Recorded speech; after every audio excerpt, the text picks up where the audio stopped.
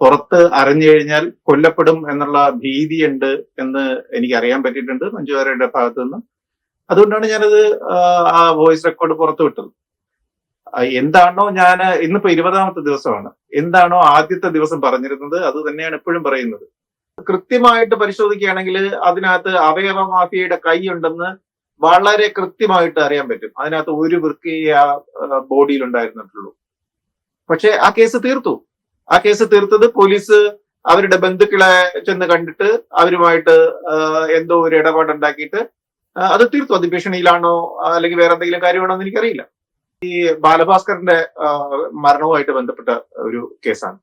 അത് കൊലപാതകമാണെന്ന് ആരോപിച്ചുകൊണ്ട് അദ്ദേഹത്തിന്റെ അച്ഛൻ കോടതി കയറി ഇറങ്ങുകയാണ്. പിന്നെ കേരള പോലീസ് അന്വേഷിച്ചിട്ട് ശരിയാകുന്നില്ല എന്ന് പറയുന്നു, CBI വരണമെന്ന് പറയുന്നു. അങ്ങനെ എത്ര കേസുകളാണ് പോലീസിന് വിശ്വാസമില്ല. ഇപ്പൊ ഏറ്റവും അവസാനത്തെ കേസ് നവീൻ ബാബുവിന്റെ മരണം, അതൊരു CPM ഫാമിലിയിലുള്ള ഒരു മരണമാണ്. നമസ്കാരം, പ്രത്യേക കൂടിക്കാഴ്ചയിലേക്ക് സ്വാഗതം. ഇന്ന് നമ്മളുടെ അതിഥി ചലച്ചിത്ര സംവിധായകൻ സനൽകുമാർ ശശിധരനാണ്. നേരെ നമുക്ക് ചോദ്യത്തിലേക്ക് കടക്കാം. ശ്രീ സനൽകുമാർ ശശിധരൻ, സ്വാഗതം. നമസ്തേ. താങ്കളുടെ ചലച്ചിത്രങ്ങൾ അല്ലെങ്കിൽ സിനിമകൾ ചർച്ച ചെയ്യപ്പെട്ടിരുന്നിടത്തു നിന്നും ഇപ്പോൾ കാലമേറെ മാറിയിരിക്കുകയാണ്. വിവാദങ്ങളിൽ താങ്കൾ നിറഞ്ഞു നിൽക്കുകയാണ്. ഏറ്റവും ഒടുവിലത്തെ വിവാദത്തെക്കുറിച്ച് താങ്കൾ നിരവധി ഫേസ്ബുക്ക് പോസ്റ്റുകൾ ഇതിനോടകം തന്നെ ഇട്ട് കഴിഞ്ഞു. ഇതിൽ താങ്കളുടെ ആ ഒരു മഞ്ജു വാര്യറുമായി എന്ന് താങ്കൾ അവകാശപ്പെടുന്ന ആ വീഡിയോ അല്ലെങ്കിൽ ആ ഓഡിയോ സന്ദേശത്തിൽ, ആ സന്ദേശത്തിനെതിരെ വ്യാപകമായി ഉയർന്നു വരുന്ന ഒരു വിമർശനം എന്നത് അത് മഞ്ജു വാര്യരുടെ ശബ്ദമല്ല എന്നാണ്. ഇതിനോടകം തന്നെ താങ്കളുടെ അഭിപ്രായം വ്യക്തമാക്കിയിട്ടുണ്ട്. പക്ഷേ ഏറ്റവും ഒടുവിലായി അതിനെക്കുറിച്ച് എന്താണ് പറയാനുള്ളത്? ഞാനിപ്പോ തുടക്കത്തിൽ എന്താണോ പറഞ്ഞിരുന്നത് അത് തന്നെയാണ് ഇപ്പോഴും പറഞ്ഞുകൊണ്ടിരിക്കുന്നത്. അതായത് ഞങ്ങൾ കഴിഞ്ഞ 2 വർഷമായിട്ട് സംസാരിക്കുന്നു, വളരെ രഹസ്യമായിട്ടാണ് സംസാരിക്കുന്നത്. പുറത്ത് അറിഞ്ഞു കഴിഞ്ഞാൽ കൊല്ലപ്പെടും എന്നുള്ള ഭീതിയുണ്ട് എന്ന് എനിക്ക് അറിയാൻ പറ്റിയിട്ടുണ്ട് മഞ്ജു വാര്യരുടെ ഭാഗത്തു നിന്ന്. അതുകൊണ്ടാണ് ഞാനത് ആ വോയിസ് റെക്കോർഡ് പുറത്തു വിട്ടത്. എന്താണോ ഞാൻ ഇന്നിപ്പോ 20ാമത്തെ ദിവസമാണ്, എന്താണോ ആദ്യത്തെ ദിവസം പറഞ്ഞിരുന്നത് അത് തന്നെയാണ് എപ്പോഴും പറയുന്നത്. അത് മഞ്ജു വാര്യരുടെ ശബ്ദമല്ല എന്ന് പറയുന്നവരോട് എനിക്ക് ഒരേ ഒരു മറുപടിയേ ഉള്ളൂ. അത് പറയാനുള്ള അർഹതയുള്ള ഒരേ ഒരാൾ മഞ്ജു വാര്യരാണ്. അത് ഞാനല്ല എന്ന് പറയാനുള്ള ഒരേ ഒരാൾ മഞ്ജു വാര്യരാണ്. മറ്റാർക്കും അത് പറയാനുള്ള അവകാശമില്ല. അപ്പൊ പിന്നെ അത് മഞ്ജു വാര്യര് പറയാത്തിടത്തോളം കാലം എന്റെ വാദമാണ് അവിടെ നിലനിൽക്കുന്നത്. ഇപ്പൊ 20 ദിവസമായി. 20 ദിവസത്തിന് ശേഷം അതിനിടയ്ക്ക് പോലീസ് കേസ് ഉണ്ടായി. എന്തോ എനിക്കെതിരെ ലുക്കൌട്ട് നോട്ടീസ് വരുന്നു എന്ന് പറയുന്നു. അങ്ങനെ പല സംഭവവികാസങ്ങൾ നടന്നു. പക്ഷെ ഇതിനിടയ്ക്ക് ഒരേ ഒരു കാര്യം മാത്രം നടന്നില്ല. അത് മഞ്ജു വാര്യര് പറഞ്ഞാൽ മാത്രം മതിയായിരുന്നു. ഇത് എന്റേതല്ല എന്ന് പറഞ്ഞു കഴിഞ്ഞാൽ അത് തീർന്നേനെ. അത് മാത്രം നടന്നില്ല, ബാക്കി എല്ലാം നടന്നു. പക്ഷേ ഇപ്പോഴും വിമർശനങ്ങൾ ഉയരുന്നത് മഞ്ജു വാര്യർ നമുക്കറിയാം ലേഡി സൂപ്പർ സ്റ്റാർ എന്ന പദവി അലങ്കരിക്കുന്ന ഒരു നടിയാണ്. മലയാളത്തിലും മറ്റ് ഇതര ഭാഷകളിലുമെല്ലാം അവർ അഭിനയിച്ചു കൊണ്ടേയിരിക്കുന്നു.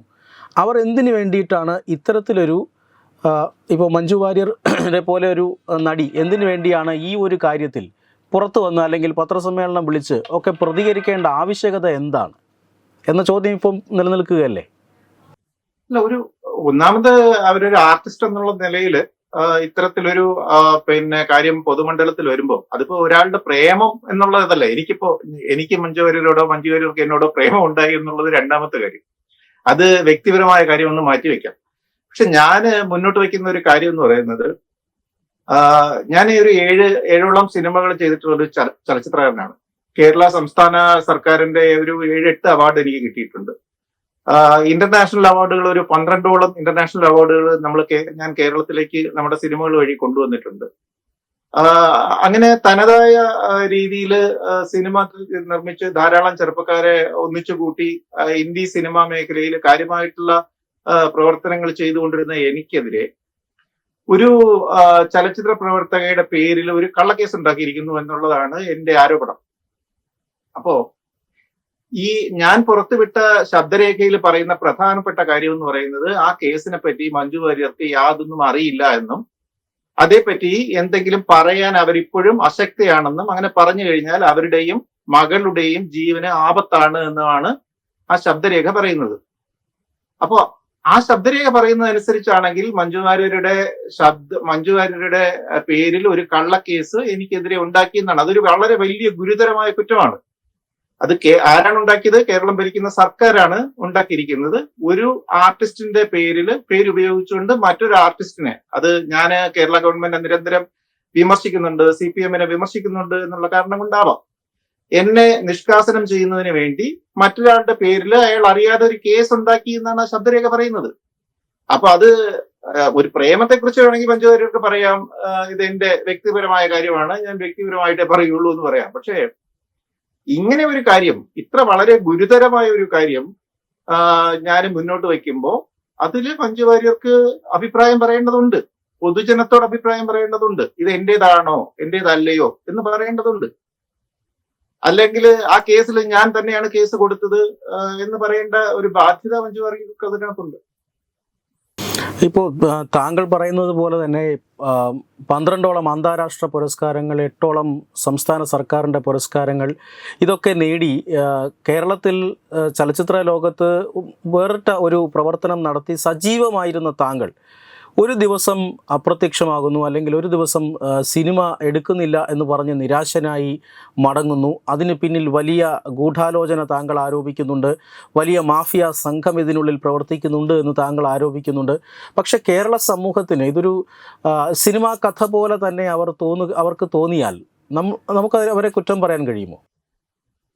അല്ല, കേരള സമൂഹത്തിന്റെ ഏറ്റവും വലിയ പ്രശ്നം എന്ന് പറയുന്നത് അത് കമേഴ്സ്യൽ സിനിമ മാത്രമാണ് സിനിമയായിട്ട് കാണുന്നത് എന്നുള്ളതാണ്. അതല്ല എങ്കിൽ സംസ്ഥാന സർക്കാരുകള് ഈ പറയുന്ന പോലെ ആർട്ടിസ്റ്റിക് സിനിമയുടെ ആൾക്കാരെ പുരസ്കാരങ്ങൾ കൊടുത്തും സ്ഥാനമാനങ്ങൾ കൊടുത്തും അംഗീകരിക്കുന്നു എന്നുള്ളതല്ലാതെ എല്ലാ കാലത്തും ഈ പറയുന്ന പാരലൽ സിനിമയുടെയോ അല്ലെങ്കിൽ ആർട്ടിസ്റ്റിക് സിനിമയുടെയോ ആളുകളെ പൊതുജനം ഒരു തമാശ കഥാപാത്രങ്ങളായിട്ടാണ് എല്ലാ കാലത്തും കണ്ടിട്ടുള്ളത്. അത് പിന്നെ ഇപ്പോ സനൽകുമാർ ശശിധരന്റെ കാര്യം മാത്രമല്ല, ഏതൊരു ആർട്ടിസ്റ്റിന്റെ കാര്യത്തിലായാലും അങ്ങനെ തന്നെയാണ്. പൊതുജനത്തിന് ആർട്ടിസ്റ്റുകളോട് യാതൊരു തരം വിലയുമില്ല. അതുകൊണ്ടാണ് സർക്കാരുകളെ താങ്ങി നിൽക്കാൻ ആർട്ടിസ്റ്റുകൾ നിർബന്ധിതരാകുന്നത്. കാരണം ആർട്ടിസ്റ്റുകൾക്ക് സർക്കാരിന്റെ പിന്തുണ ഇല്ലെങ്കിൽ ജനങ്ങളുടെയും പിന്തുണ ഇല്ല എന്നുള്ളൊരു അവസ്ഥയുണ്ട്. അതുകൊണ്ടാണ് ആർട്ടിസ്റ്റുകൾ സത്യം വിളിച്ചു പറയാൻ മുന്നോട്ട് വരാത്തത്. ഇപ്പോ സർക്കാരിനെ ഇത്രയേറെ വിമർശിക്കപ്പെട്ട ഒരു സർക്കാർ കേരളത്തില് മുന്നിൽ ഉണ്ടായിട്ടില്ല എന്നുള്ളതാണ് എന്റെ ഒരു നിരീക്ഷണം. ഇത്രയേറെ എല്ലാ കാര്യത്തിലും വിമർശിക്കപ്പെട്ടിട്ടുള്ള, ഈവൻ സ്വന്തം പാർട്ടിയിൽ നിന്ന് തന്നെ പ്രത്യക്ഷമായിട്ടും പരോക്ഷമായിട്ടും വിമർശനം ഉയർന്നിട്ടുള്ള ഒരു സർക്കാർ കേരളത്തിന്റെ ചരിത്രത്തിൽ ഉണ്ടായിട്ടില്ല എന്നാണ് എന്റെ ഒരു നിരീക്ഷണം. പക്ഷേ അതേപ്പറ്റി വ്യക്തമായിട്ട് ശക്തമായിട്ട് ഒരു വിമർശനം ഉയർത്താൻ കേരളത്തിലെ എത്ര സാംസ്കാരിക പ്രവർത്തകർക്ക്, എഴുത്തുകാർക്ക്, സിനിമാക്കാർക്ക് കഴിഞ്ഞിട്ടുണ്ട് എന്നുള്ളത് നമ്മൾ ചോദിച്ചു നോക്കണം. എന്തുകൊണ്ടാണ് അവര് അതിനെപ്പറ്റി വിമർശിക്കാത്തത് എന്ന് നമ്മൾ ചോദിച്ചു നോക്കണം. അതിന് കാരണം, അവര് വിമർശിച്ചാൽ അവർക്ക് സംസ്ഥാന സർക്കാരിന്റെ നിന്ന് കിട്ടുന്ന അല്ലെങ്കിൽ ആ പാർട്ടിയുടെ നിന്ന് കിട്ടുന്ന പിന്തുണ ഇല്ലാതാവും. അതേസമയം തന്നെ നമ്മുടെ ജനങ്ങൾ അവരെ വെറും കോമാളികളായിട്ട് കാണുന്നത് തുടരുകയും ചെയ്യും. അതുകൊണ്ട് ആർട്ടിസ്റ്റുകൾക്ക് നിലനിൽപ്പില്ല. അതുകൊണ്ടാണ് കേരളത്തില് ഒരു വിമർശനം എന്ന് പറയുന്നത് സാംസ്കാരിക മേഖലയിൽ നിന്ന് ഉണ്ടാവാത്തത്. സനൽജി, ഇപ്പോൾ താങ്കൾ ഒരു ഇടതുപക്ഷ സഹയാത്രികനാണ് എന്ന് തോന്നുന്ന തരത്തിലുള്ള പ്രസ്താവനകൾ മുമ്പ് നടത്തിയിട്ടുള്ളയാളാണ്. സർക്കാരിൻ്റെ സ്ട്രോങ് സപ്പോർട്ടറായിരുന്ന ഒരു വ്യക്തിയാണ്. ഈ ഒരു എവിടെ വെച്ചാണ് താങ്കൾ ഇങ്ങനെ വിമർശിക്കാൻ തുടങ്ങുന്നതിൻ്റെ പേരിൽ താങ്കളുടെ ജീവന് പോലും ഭീഷണി ഉണ്ടാകുന്ന തരത്തിൽ, താങ്കളെ സിനിമാ ലോകത്തു നിന്നും മാറ്റി നിർത്തുന്ന തരത്തിലൊരു അറ്റാക്ക് അല്ലെങ്കിൽ ഒരു ആക്രമണം താങ്കൾക്ക് നേരെ ഉണ്ടാകുന്നത്? ഞാൻ പക്ഷെ ഒരു ഇടതുപക്ഷ സഹയാത്രികൻ എന്ന് പറയാവുന്ന രീതിയിലല്ല. ഞാൻ എല്ലായ്പ്പോഴും ഒരു പൊളിറ്റിക്കൽ പാർട്ടിയുടെ നയങ്ങൾക്കനുസരിച്ച് എന്റെ അഭിപ്രായങ്ങൾ അവർക്ക് അനുകൂലമായിട്ടും പ്രതികൂലമായിട്ടും രൂപീകരിക്കുന്ന ഒരാളായിരുന്നു ഞാൻ. അത് എല്ലാ കാലത്തും അങ്ങനെ തന്നെയായിരുന്നു. അപ്പൊ ഈ ഇടതുപക്ഷ സർക്കാരിന്റെ കാലത്തും പിന്നെ പുതിയ നയങ്ങൾ വന്നപ്പോ, പുതിയ സർക്കാർ വന്നപ്പോ, അതിന്റെ സമീപനങ്ങൾ വന്നപ്പോ അത് ജനങ്ങൾക്കെതിരാണെന്ന് തോന്നിയപ്പോ, അത് അവരുടെ നയങ്ങൾക്ക് തന്നെ എതിരാണെന്ന് തോന്നിയപ്പോ ഞാൻ വിമർശിച്ചിട്ടുണ്ട്. അങ്ങനെ എന്റെ വിമർശനങ്ങള് ആ രീതിക്ക് പുതിയ സർക്കാരിന് പിന്നെ അല്ലെങ്കിൽ അതിന്റെ പാർട്ടിക്ക് യോജിക്കാത്ത നില വന്നപ്പോഴാണ് എന്നെ സാംസ്കാരിക രംഗത്ത് നിന്നും നിഷ്കാസിതനാക്കാൻ വേണ്ടിയുള്ള ശ്രമങ്ങൾ തുടങ്ങുന്നത്. അത് 2018 തന്നെ, 2018 അതിനു മുൻപ് തന്നെ തുടങ്ങി എന്നാണ് എനിക്ക് മനസ്സിലായിട്ടുള്ളത്. ഈ മഞ്ജു വാര്യരുടെ ഇഷ്യൂ ഒക്കെ അതിന്റെ ഒരു തുടർച്ച മാത്രമായിരുന്നു. അതിനു മുൻപ് തന്നെ സനൽകുമാർ ശശിധരൻ എന്ന് പറയുന്ന ഒരാള് ഇനി മലയാളത്തിന്റെ സാംസ്കാരിക മേഖലയിൽ വേണ്ട എന്നുള്ളൊരു തീരുമാനം ഉണ്ടായി എന്നാണ് എനിക്ക് മനസ്സിലായിട്ടുള്ളത്. ഈ താങ്കൾ പറയുന്നത് പോലെയാണെങ്കിൽ മഞ്ജു വാര്യർ എന്ന് പറയപ്പെടുന്ന ഒരു കേരളത്തിൽ അതിപ്രശസ്തയായിട്ടുള്ള ഒരു അഭിനേത്രിയെ ഇങ്ങനെ തണങ്കലിൽ പാർപ്പിച്ചിരിക്കുന്നു. അതിനുശേഷം താങ്കളുമായി സംസാരിക്കാൻ അനുവദിക്കുന്നില്ല, താങ്കൾ ചെയ്ത സിനിമകൾ പുറത്തിറക്കാൻ അനുവദിക്കുന്നില്ല. അങ്ങനെയാണ് എങ്കിൽ നമ്മൾ ഈ പറയുന്ന സിനിമകളിൽ കാണുന്നത് പോലെയുള്ള ഒരു അധോലോകം ഇവിടെ ഉണ്ട് എന്നല്ലേ അതിൻ്റെ അർത്ഥം? കാരണം അതത്ര വ്യാപകമായി ചർച്ച ചെയ്യപ്പെട്ട വിഷയമല്ലല്ലോ. നമ്മുടെ കേരളം എന്ന് പറയുന്നത് അങ്ങനെ ഒരു സമൂഹമല്ലല്ലോ നമ്മൾ ഇതുവരെ കേട്ടിട്ടുള്ളതും നമ്മൾ അനുഭവിച്ചിട്ടുള്ളതും. അപ്പോൾ ഈ അധോലോകം എവിടെയാണ് എക്സിസ്റ്റ് ചെയ്യുന്നതായിട്ടാണ് താങ്കൾക്ക് തോന്നുന്നത്? അല്ല, ഇതൊരു വലിയ ശൃംഖലയാണ്. ഇത് നമ്മൾ ഒരു വ്യക്തിയിലേക്കോ അല്ലെങ്കിൽ ഒരു സ്ഥാപനത്തിലേക്കോ ഒരു സ്ഥലത്തിലേക്കോ ചൂണ്ടിക്കാണിക്കാൻ പറ്റുന്ന ഒരു കാര്യമല്ല. കേരളത്തില് മലയാള സിനിമാ മേഖലയുമായിട്ട് ബന്ധപ്പെട്ട് ഒരു അധോലോകം ഉണ്ട് എന്ന് ഞാനല്ല ആദ്യമായിട്ട് പറയുന്നത്. അത് ഹേമ കമ്മിറ്റി, കേരള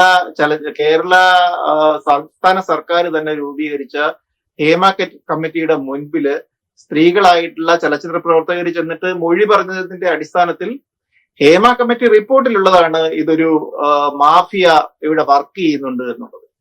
സത്യത്തില് ഈ റിപ്പോർട്ട് കേരള സംസ്ഥാന സർക്കാരിന്റെ കയ്യിൽ കിട്ടിയിട്ട് ഏതാണ്ട് 4 വർഷമായി. ഈ 4 വർഷവും 4-5 വർഷമായി. ഇത് പൂഴ്ത്തി വെക്കുക എന്നുള്ളതല്ലാതെ അതിനെതിരെ ഒരു ചെറുവിരൽ അനക്കാൻ പോലും സർക്കാരിന് കഴിഞ്ഞിട്ടില്ല. അതിന്റെ കാരണം ഈ മാഫിയായും കേരള സംസ്ഥാന സർക്കാരും തമ്മിലുള്ള വളരെ രൂഢമൂലമായിട്ടുള്ള വലിയ ബന്ധം കൊണ്ടാണ്. അപ്പോ അത് എവിടെയാണ് ഇരിക്കുന്നത് എന്ന് ചോദിച്ചു കഴിഞ്ഞാൽ നമുക്ക് പറയാം കൊച്ചിയിലാണ്, കോഴിക്കോട്ടാണ്, തിരുവനന്തപുരത്താണ്. അങ്ങനെയല്ല.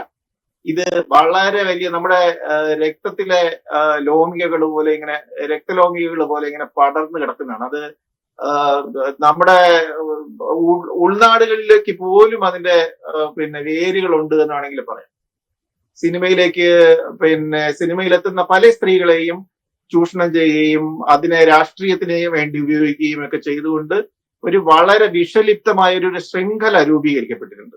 അതുകൊണ്ടാണ് നമ്മുടെ നാട്ടിലിപ്പോ നോക്കിക്കഴിഞ്ഞാൽ അറിയാൻ പറ്റും എത്രമാത്രം മരണങ്ങൾ നടക്കുന്നു. എല്ലാം ദുരൂഹ മരണങ്ങൾ, കൊലപാതകങ്ങൾ, കുട്ടികളെ കൊല്ലുന്നു, സ്ത്രീകളെ കൊല്ലുന്നു, ഭർത്താവ് ഭാര്യയെ കൊല്ലുന്നു, ഭാര്യ ഭർത്താവിനെ കൊല്ലുന്നു, കാമുകൻ കാമുകിയെ കൊല്ലുന്നു, ഇണചേരുന്നതിനിടയ്ക്ക് കഴുത്തറുത്ത് കൊല്ലുന്നു. ഇതൊക്കെ കേരളത്തില് ഇതിനു മുൻപ് ഉണ്ടായിട്ടുണ്ടോ എന്ന് എനിക്ക് അറിഞ്ഞൂടാ. ഇത് ദൈനംദിനമെന്നോളം ഇത്തരം പ്രവർത്തനങ്ങൾ ഉണ്ടാവുകയും പോലീസ് അത് വന്നിട്ട് ഇതൊക്കെ ഇത് ആത്മഹത്യയാണ്, അല്ലെങ്കിൽ ഇത് വീണ് മരിച്ചതാണ്, ഇത് ഇങ്ങനെ തൂങ്ങി മരിച്ചതാണ് എന്നൊക്കെ വെറുതെ ഒരു തരം അന്വേഷണവും ഇല്ലാതെ ഒരു റിപ്പോർട്ട് എഴുതി കൊടുക്കുന്നു. പത്രങ്ങൾ അതനുസരിച്ച് അച്ചടിക്കുന്നു. 2 ദിവസത്തെ ചർച്ച നടക്കുന്നു. അതിനുശേഷം എല്ലാവരും പൊട്ടി തട്ടി പോകുന്നു. ഇതാണ് കേരളത്തിൽ സംഭവിച്ചുകൊണ്ടിരിക്കുന്നത്. അപ്പൊ ഇത് നമ്മുടെ രക്തത്തിൽ അലിഞ്ഞു പോയി ഈ മാഫിയ. ഇത് എവിടെയാണെന്ന് ഇപ്പൊ ചൂണ്ടിക്കാണിക്കാൻ പറ്റാത്ത തരത്തിൽ അത്രയും വളരെ വിഷലിപ്തമായി പോയി എന്നാണ് എനിക്ക് പറയാനുള്ളത്. ഇപ്പോൾ താങ്കൾ പറഞ്ഞ ഉദാഹരണങ്ങളൊക്കെ ഈ കേരളത്തിൽ തീർച്ചയായിട്ടും നടക്കുന്നുണ്ട്. പക്ഷെ അതിനൊക്കെ ഒരു കൺക്ലൂഷൻ, എന്തുകൊണ്ട് അത് നടന്നു, ആരാണ് പ്രതി, അതെല്ലാം കൃത്യമായി പോലീസ് കണ്ടെത്തിയിട്ടുണ്ട്. ഏതെങ്കിലും തരത്തിലുള്ള ഒരു ദുരൂഹത ഒന്നിലും ആരോപിക്കപ്പെടുന്നില്ല. പക്ഷേ താങ്കൾ ആരോപിക്കുന്ന ആ മാഫിയ ഈ കൊലപാതകങ്ങൾക്കൊക്കെ പിന്നിലുണ്ട് എന്ന് എന്തർത്ഥത്തിലാണ് പറയാൻ സാധിക്കുക? നമ്മൾ ഈ പോലീസിനെ പറ്റി അങ്ങനെ പറയുന്നതിൽ എന്തെങ്കിലും അർത്ഥമുണ്ടെന്ന് എനിക്ക് തോന്നുന്നില്ല. കാരണം എന്റെ ഒരു അനുഭവത്തില് നിരവധി കേസുകളിൽ കേരളത്തില് ഇപ്പോഴും ഇരകൾക്ക് നീതി കിട്ടാത്ത ഒരു അവസ്ഥയുണ്ട്. ഇപ്പോ ഏറ്റവും വലിയ ഉദാഹരണം ഈ ബാലഭാസ്കറിന്റെ മരണവുമായിട്ട് ബന്ധപ്പെട്ട ഒരു കേസാണ്. അത് കൊലപാതകമാണെന്ന് ആരോപിച്ചുകൊണ്ട് അദ്ദേഹത്തിന്റെ അച്ഛൻ കോടതി കയറി ഇറങ്ങുകയാണ്. കേരള പോലീസ് അന്വേഷിച്ചിട്ട് ശരിയാകുന്നില്ല എന്ന് പറയുന്നു. CBI വരണമെന്ന് പറയുന്നു. അങ്ങനെ എത്ര കേസുകളാണ് പോലീസിന് വിശ്വാസമില്ല. ഇപ്പൊ ഏറ്റവും അവസാനത്തെ കേസ് നവീൻ ബാബുവിന്റെ മരണം, അതൊരു CPM ഫാമിലിയിലുള്ള ഒരു മരണമാണ്. അതിൽ അവർ പറയുന്നു പോലീസ് അന്വേഷിച്ചാൽ ശരിയാവില്ല, ഇത് കൊലപാതകമാണ്, ആത്മഹത്യയല്ല എന്ന് പറയുന്നു. അപ്പൊ അങ്ങനെ നിരവധി കേസുകൾ, എനിക്ക് തോന്നുന്നു എണ്ണിയാൽ ഒരു 50-100 കേസുകളെങ്കിലും കഴിഞ്ഞ ഒരു 3-4 വർഷത്തിനിടയ്ക്ക് പോലീസ് അന്വേഷിച്ചാൽ ശരിയാവില്ല, ഇത് കൊലപാതകമാണ്, ആത്മഹത്യയല്ല എന്ന് പറയുന്നു. അപ്പൊ അങ്ങനെ നിരവധി കേസുകൾ, എനിക്ക് തോന്നുന്നു എണ്ണിയാൽ ഒരു 50-100 കേസുകളെങ്കിലും കഴിഞ്ഞ ഒരു 3-4 വർഷത്തിനിടയ്ക്ക് ഇരകൾക്ക് നീതി കിട്ടാത്ത കേസുകളുണ്ട്. വാളയാർ കേസ് എടുത്തു നോക്കൂ, എത്ര കേസുകൾ. അപ്പോ അങ്ങനെ അങ്ങനെ ഒരു സ്ഥിതിവിശേഷം നമ്മളെ നാട്ടിൽ കഴിഞ്ഞ ഒരു 4-5 വർഷമായിട്ട് നിലനിൽക്കുന്നുണ്ട്. അപ്പോ അതില് നമുക്ക് പോലീസ് അന്വേഷിച്ചിട്ട് കേസ് തീർക്കുന്നുണ്ടാവും, ഭീഷണിപ്പെടുത്തി തീർക്കുന്നുണ്ടാവും. ഇപ്പൊ ഉദാഹരണത്തിന് എന്റെ കസിൻ സിസ്റ്റർ സന്ധ്യയുടെ കേസ് തന്നെ എടുക്കാം. അത് അവയവ മാഫിയയുമായിട്ട് ബന്ധപ്പെട്ട ഒരു കൊലപാതകമാണ് എന്ന് ഞാൻ ആരോപിച്ചുകൊണ്ട് ഞാൻ ഹൈക്കോടതിയിൽ പോയി പോസ്റ്റ്മോർട്ടം വേണോന്നൊക്കെ ആവശ്യപ്പെട്ടിട്ടുണ്ടായിരുന്നു. ആ കേസ് പോസ്റ്റ്മോർട്ടം റിപ്പോർട്ട് കൃത്യമായിട്ട് പരിശോധിക്കുകയാണെങ്കിൽ അതിനകത്ത് അവയവ മാഫിയയുടെ കൈയുണ്ടെന്ന് വളരെ കൃത്യമായിട്ട് അറിയാൻ പറ്റും. അതിനകത്ത് ഒരു വൃക്കയെ ആ ബോഡിയിൽ ഉണ്ടായിരുന്നിട്ടുള്ളൂ. പക്ഷെ ആ കേസ് തീർത്തു. ആ കേസ് തീർത്തത് പോലീസ് അവരുടെ ബന്ധുക്കളെ ചെന്ന് കണ്ടിട്ട് അവരുമായിട്ട് എന്തോ ഒരു ഇടപാടുണ്ടാക്കിയിട്ട് അത് തീർത്തു. അത് ഭീഷണിയിലാണോ അല്ലെങ്കിൽ വേറെ എന്തെങ്കിലും കാര്യമാണോ എന്ന് എനിക്കറിയില്ല. അപ്പൊ അങ്ങനെ നിരവധി കേസുകൾ തീർക്കുന്നുണ്ടാവും. അതെല്ലാം നീതിപൂർവകമായിട്ട് തീർത്തതാണെന്നോ കുറ്റവാളി ശിക്ഷിക്കപ്പെട്ടതെന്നോ അല്ലെങ്കിൽ കുറ്റം തെളിഞ്ഞെന്നോ കേസിന്റെ യഥാർത്ഥ കാരണം കണ്ടെത്തിയെന്നോ നമുക്ക് പറയാൻ പറ്റില്ല. അപ്പൊ താങ്കൾ ഈ മാഫിയയെ ഭയന്നിട്ടാണോ ഇനിയിപ്പോ ഈ സിനിമ വേണ്ട എന്ന ഒരു തീരുമാനത്തിലേക്ക് എത്തിയത്? അല്ല, സിനിമ എടുക്കുന്നില്ല എന്നുള്ളൊരു തീരുമാനം ഞാൻ സ്വീകരിക്കാൻ കാരണം എന്റെ ചോല മുതലുള്ള 2019 ഞാൻ പൂർത്തിയാക്കിയ വെനീസ് ഫിലിം ഫെസ്റ്റിവലില് കാണിച്ച സിനിമയാണ് ചോല മുതലുള്ള ഒരു സിനിമയും പുറത്തിറങ്ങാൻ അനുവദിക്കാത്ത രീതിയിലുള്ള വളരെ വലിയൊരു പ്രതിരോധം കേരളത്തിലുണ്ടായി. അപ്പോ അത് എന്തുകൊണ്ടാണ്, എങ്ങനെയാണ് ഉണ്ടായത് എന്ന് എനിക്കറിയില്ല. ഞാൻ കരുതിയത് എനിക്കെതിരെ ഏതോ ഒരു അപവാദ പ്രചരണം നടക്കുന്നുണ്ട്, ആ രീതിക്കാണ് അത്തരം ആ സിനിമകളൊന്നും പുറത്തിറങ്ങാത്ത രീതിയിലുള്ള ഒരു നീക്കം ഉണ്ടാവുന്നതെന്നാണ് ഞാൻ കരുതിയത്. പക്ഷെ അത് അതിനേക്കാളും വളരെ ശക്തമാണെന്ന് എനിക്ക് മനസ്സിലായി. ഒരു OTT പ്ലാറ്റ്ഫോമിൽ പോലും എന്റെ സിനിമ വരാതിരിക്കാനുള്ള വളരെ കരുതലോടെയുള്ള നീക്കങ്ങൾ ഉണ്ടായി. ഏറ്റവും ഒടുവിൽ സംഭവിച്ചതാണ് മഞ്ജു വാര്യരുടെ പേരിൽ എനിക്കെതിരെ ഒരു കള്ള പരാതി ഉണ്ടാകുന്നത്. ആ പരാതി കള്ളമാണെന്ന് ഞാൻ തുടക്കം മുതലേ പറയുന്ന ഒരു കാര്യമാണ്. എന്നെ അറസ്റ്റ് ചെയ്തുകൊണ്ട് പോയപ്പോഴോ കോടതിയിൽ ഹാജരാക്കിയതിനു ശേഷം എനിക്ക് ജാമ്യം കിട്ടിയതിനു ശേഷമോ എനിക്ക് ആ കേസ് എന്താണെന്നോ ആ കേസിന്റെ ഡീറ്റെയിൽസ് എന്താണെന്നോ യാതൊരു അറിവുമില്ലായിരുന്നു. പിന്നീട് വളരെ കാലം കഴിഞ്ഞതിന് ശേഷമാണ് എനിക്ക് ആ കേസിന്റെ പരാതിയുടെ ഡീറ്റെയിൽസ് കിട്ടുന്നതും പോലീസിന്റെ റെക്കോർഡിന്റെ ഡീറ്റെയിൽസ് ഒക്കെ കിട്ടുന്നതും. അപ്പോൾ എനിക്ക് മനസ്സിലായത് ആ കേസ് പരമ കള്ളമാണ്, പച്ചക്കള്ളം എന്ന് പറയാവുന്ന ഒരു കേസ് ഒരു ആർട്ടിസ്റ്റിന്റെ പേരിൽ ഉണ്ടാക്കിയിട്ട് എന്നെ കുടുക്കിയിരിക്കുകയാണ്. ഒരു രാജ്യം ഭരിക്കുന്ന ഒരു സർക്കാർ അവിടുത്തെ പൗരനോട് ചെയ്യാവുന്ന ഏറ്റവും ഹീനമായ കൃത്യമാണ്, ഒരു ദ്രോഹമാണ്, ജനദ്രോഹമാണ് അത് ചെയ്തിരിക്കുന്നത്. ഒരു ആർട്ടിസ്റ്റിനോട് ചെയ്തു എന്നുള്ളതല്ല, ഒരു പൗരനോട് പോലും ചെയ്യാൻ പാടില്ല. ആ നിലയ്ക്കുള്ള ഒരു കുറ്റകൃത്യം ഒരു സംസ്ഥാന സർക്കാർ പോലീസിനെ കൊണ്ട് എനിക്കെതിരെ ചെയ്തു. അപ്പൊ ഞാൻ പറഞ്ഞത് സത്യം തെളിയുന്നത് വരെ ഞാൻ സിനിമ എടുക്കില്ല എന്നുള്ളതായിരുന്നു. അപ്പോ ഞാനിപ്പോ പുറത്തുവിട്ട ആ ശബ്ദരേഖയില് കൃത്യമായിട്ട് അതിനകത്ത് പറയുന്നുണ്ട് ഈ കേസിനെ പറ്റി എനിക്ക് യാതൊന്നും അറിയില്ല എന്നുള്ളതാണ്. അപ്പൊ ഞാനും മഞ്ജു വാര്യരുമായിട്ട് 2 വർഷമായിട്ട് സംസാരിക്കുന്നു ഞാൻ അവകാശപ്പെടുകയും ഇത് മഞ്ജു വാര്യർ പറഞ്ഞതാണെന്ന് ഞാൻ അവകാശപ്പെടുകയും ചെയ്തുകൊണ്ട് ഞാനൊരു ശബ്ദരേഖ പുറത്തോട്ട് വയ്ക്കുമ്പോ അതിൽ ആദ്യം തന്നെ വന്ന് പറയേണ്ടത് മഞ്ജു വാര്യരാണ്, ഞാനല്ല. മഞ്ജു വാര്യരല്ല അല്ലെങ്കിൽ മഞ്ജു വാര്യരിലെ എന്ന് പറയേണ്ടത് എന്റെ അല്ല എന്ന് പറയേണ്ടതല്ലേ? മഞ്ജു വാര്യർ പറയുന്നില്ല, അവരതിനകത്ത് കൃത്യമായിട്ട്. സനൽജി, അവിടെയാണ് ഒരു പ്രശ്നമുള്ളത്. അതായത് മഞ്ജു വാര്യർ എന്ന ആർട്ടിസ്റ്റ് അവർ 2 പ്രാവശ്യം പരാതി നൽകുന്നുണ്ട്. ആദ്യത്തെ പരാതിയിൽ താങ്കൾ ആകുന്നുണ്ട്. താങ്കൾ പറയുന്നത് അതൊരു കള്ളപ്പരാതിയാണ് എന്നാണ്. പക്ഷെ അതൊരു കള്ളപ്പരാതിയാണോ എന്ന് തീരുമാനിക്കേണ്ടത് കോടതിയാണല്ലോ. അപ്പോൾ താങ്കൾ എന്തുകൊണ്ടാണ് മഞ്ജു വാര്യർ പറയുന്നത് താങ്കൾക്കെതിരെ ഉയർന്ന ആരോപണം എന്നത് സൈബർ അറ്റാക്കാണ്, സൈബർ ഇടങ്ങളിലൂടെ അവരെ അപകീർത്തിപ്പെടുത്താൻ ശ്രമിക്കുന്നുവെന്നാണ്. താങ്കൾ നിയമത്തിൻ്റെ ഒരു പാതയിലേക്ക് വരാതെ വീണ്ടും ഇപ്പോൾ സൈബറിലൂടെ അല്ലെങ്കിൽ സൈബർ മാർഗത്തിലൂടെ അവരെ ടാർഗറ്റ് ചെയ്യുന്നു എന്നല്ലേ ഇതുവരെയുള്ള ആ ഒരു പ്രവൃത്തി, സ്വകാര്യ സംഭാഷണം പുറത്തുവിടുന്നത് അടക്കമുള്ള കാര്യങ്ങൾ പരിശോധിച്ചാൽ നമുക്ക് മനസ്സിലാവുക? എനിക്കെതിരെ ഉണ്ടായിട്ടുള്ള കേസ് എന്ന് പറയുന്ന ഒരു ബെയിലബിൾ ഒഫൻസ് ആണ്. ബെയിലബിൾ ഒഫൻസ് എന്ന് വെച്ചാൽ പോലീസ് സ്റ്റേഷനിൽ നിന്ന് ജാമ്യം കിട്ടേണ്ട കേസാണ്. ആ കേസിനാണ് എന്നെ തീവ്രവാദികളെ പിടിക്കുന്നത് പോലെ പിടിച്ചിട്ട് തിരുവനന്തപുരത്ത് നിന്ന് പിടിച്ചിട്ട് എറണാകുളത്ത് കൊണ്ടുപോയി ഒരു ദിവസം മുഴുവനും പോലീസ് സ്റ്റേഷനിൽ കൈവിലങ്ങ് വെച്ചിട്ട് നിലത്ത് കിടത്തിയിട്ടുണ്ടായിരുന്നു എന്നെ. ആ സമയത്ത് എനിക്ക് തോന്നുന്നു എറണാകുളം ജില്ലയിലെ ഏതാണ്ട് മുതിർന്ന പോലീസ് ഉദ്യോഗസ്ഥരെല്ലാം അവിടെ ഉണ്ടായിരുന്നു, ഇളമക്കര പോലീസ് സ്റ്റേഷനിൽ ഉണ്ടായിരുന്നു. എന്നോട് ചോദിച്ച ഒരേ ഒരു ക്വസ്റ്റ്യൻ, എന്തിനാണ് ഞാൻ മഞ്ജു വാര്യരെ കാണാൻ ശ്രമിക്കുന്നത്, മഞ്ജു വാര്യരെ കല്യാണം കഴിക്കാനാണോ എന്നായിരുന്നു ചോദിച്ചത്. എന്നോട് റിവോൾവർ എടുത്തിട്ട് കാണിച്ചിട്ട് പറഞ്ഞു, ഇത് വെറുതെ വെച്ചേക്കുന്നതല്ല, പോലീസിനോട് കളിക്കരുത്, കൊന്നുകളയെന്ന് പറഞ്ഞു. അന്ന് രാത്രി എന്നോട് പിന്നെ മഞ്ജു വാര്യരുമായിട്ട് സംസാരിക്കാൻ ശ്രമിക്കില്ല എന്ന് എഴുതി ഒപ്പിട്ടിട്ട് ഇറങ്ങി പൊക്കോളാൻ പറഞ്ഞു പോലീസ് സ്റ്റേഷനിൽ നിന്ന്. ഇതെല്ലാം നിയമപരമായിട്ടാണോ എന്നുള്ളത് ഒന്ന് ആലോചിച്ച് നോക്കണം. ഇങ്ങനെ നിയമം ലംഘിക്കപ്പെടുന്ന ഒരു സിസ്റ്റത്തിൽ നിന്നിട്ട് നമുക്ക് എങ്ങനെ നിയമപരമായിട്ട് പോരാടാം എന്നാണ് പറയുന്നത്. ഞാൻ എന്നിട്ട് ഈ കാര്യങ്ങളെല്ലാം ചൂണ്ടിക്കാട്ടി കേരള ഹൈക്കോടതിയിൽ ഒരു ഹർജി ഫയൽ ചെയ്തു. ആ ഹർജി പ്രിലിമിനറി ഹിയറിംഗിന് തള്ളി. പ്രിലിമിനറി ഹിയറിംഗ് പോലും മര്യാദയ്ക്ക് കേൾക്കാതെ ആ ഹർജി തള്ളി. 3 വർഷമായിട്ട് എനിക്കെതിരെ ഉണ്ടായിട്ടുള്ള കേസിൽ മഞ്ജു വാര്യരുടെ മൊഴി രേഖപ്പെടുത്തിയിട്ടില്ല, ഒരു തരത്തിലുള്ള അന്വേഷണവും നടത്തിയിട്ടില്ല, ചാർജ് ഷീറ്റ് കൊടുത്തിട്ടില്ല. അപ്പോ അങ്ങനെ ഒരു സാഹചര്യത്തില് എങ്ങനെയാണ് നമ്മൾ നിയമപരമായിട്ട് പോരാടുക എന്ന് പറയുന്നത്? സാധ്യമല്ല. എന്നിട്ട് അതായത് പരാതിക്കാരിയുടെ മൊഴി എടുത്തിട്ടില്ല, അതിനെതിരെ ചാർജ് ഷീറ്റ് കൊടുത്തിട്ടില്ല, ഇതെല്ലാം താങ്കൾ കള്ളപ്പരാതിയാണ് എന്ന് സ്ഥാപിക്കുന്നതിന് തെളിവായി എടുക്കുന്നു അല്ലേ? അതെ. അല്ല, എനിക്കെതിരെ പരാതി ജെന്യൂൻ ആയിരുന്നെങ്കിൽ ഞാൻ ആ പരാതിക്ക് ശേഷം ഏതാണ്ട് 1.5 വർഷത്തോളം ഞാൻ നാട്ടിലുണ്ടായിരുന്നു.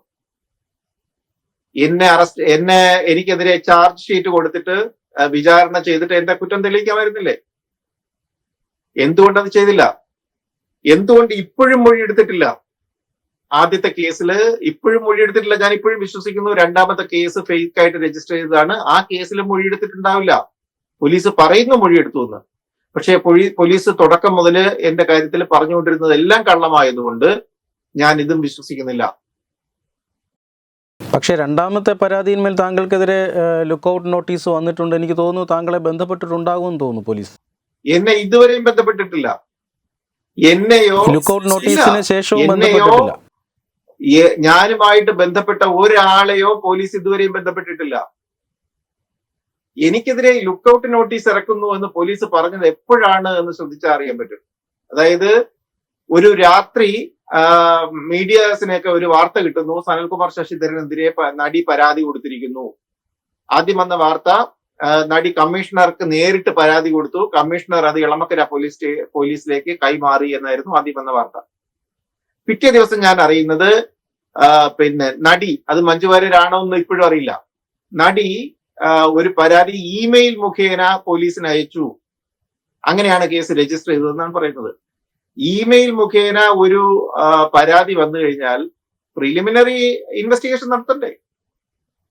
ആരുടെ ഇമെയിലാണ്, ആരാണ് ഇമെയിൽ നിന്ന് അയച്ചത്, ആ പരാതി ഫേക്ക് ആണോ കറക്റ്റ് ആണോ എന്ന് പ്രിലിമിനറി ഇൻക്വയറി നടത്തണ്ടേ?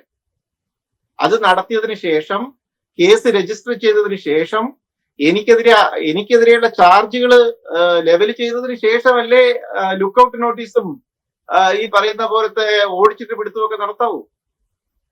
അതിനു മുൻപ് എവിടുന്നോ ഒരു ഇമെയിലിൽ ഒരു പരാതി വന്നു എന്ന് പറയുന്നു. പോലീസ് രാവിലെ നേരെ വെളുക്കുമ്പോൾ മീഡിയാസിനെയൊക്കെ വിളിച്ച് പറയുന്നു സനൽകുമാർ ശശിധരനെതിരെ ലുക്കൌട്ട് നോട്ടീസ് പുറപ്പെടുവിക്കുന്നു എന്ന് പറയുന്നത് എന്ത് വെള്ളിക്കപ്പെടണമാണോ? നിയമത്തിനകത്ത് നിന്നല്ലേ പോലീസിന് പ്രവർത്തിക്കാൻ പറ്റുള്ളൂ. പോലീസിന് ആരാണ് ഇതിനൊക്കെ അധികാരം കൊടുക്കുന്നത്?